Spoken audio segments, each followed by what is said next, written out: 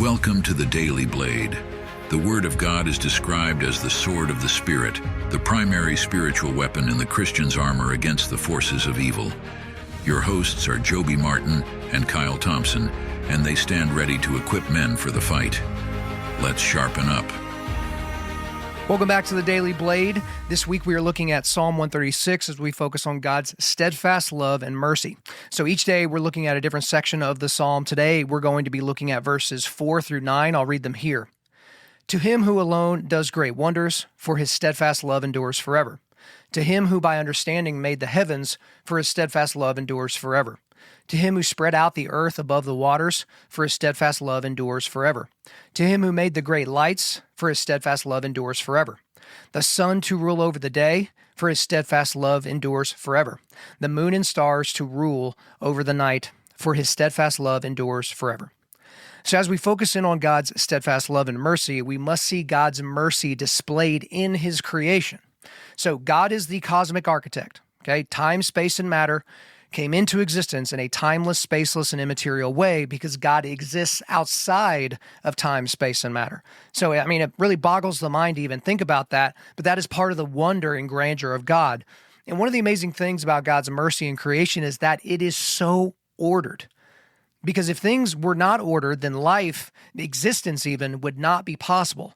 I mean, just look at gravity. If we're looking at one example, if gravity were slightly weaker, there would be no stars. If gravity were slightly stronger, the entire universe would collapse. And then we can look at even the tiniest of things. Let's look at the force that binds protons and neutrons, right? If it were slightly weaker, there would be no stable atomic nuclei beyond hydrogen.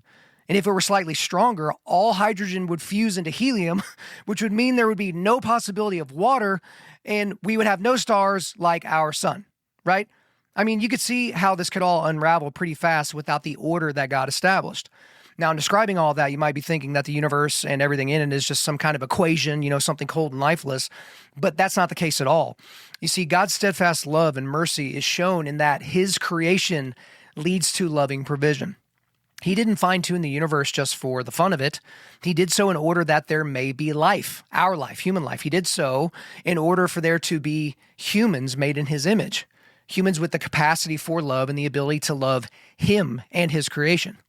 And this shouldn't make us feel shame or anxiety. It should be absolutely one of the things in our life that just makes us feel so small, right?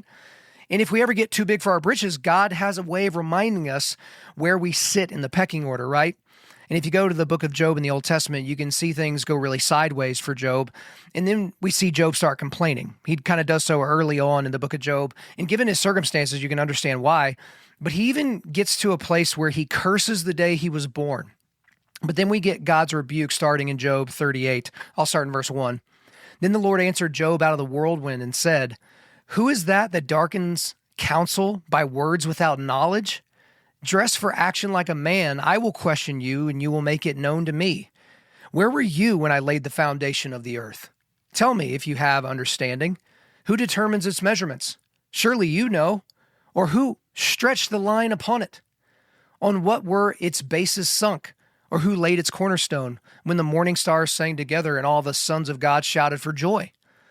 Or who shut in the sea with doors when it burst out from the womb? When I made clouds its garment and thick darkness its swaddling band, and prescribed limits for it, and set bars and doors, and said, thus far shall you come and no farther, and here shall your proud waves be stayed. And guys, it just keeps going and going and going, just like that. In fact, it goes for the rest of chapter 38 like that, and then the entirety of chapter 39.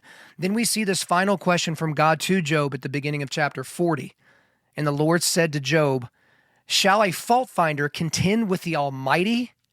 He who argues with God, let him answer it.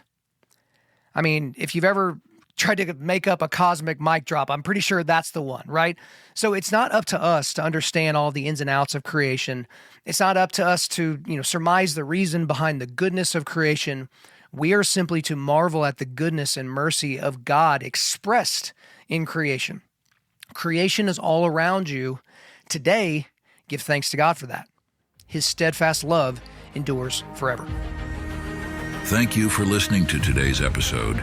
Before you go, if you want to help equip other men for the fight, Share this podcast around and leave us a 5-star rating and review. Stay sharp.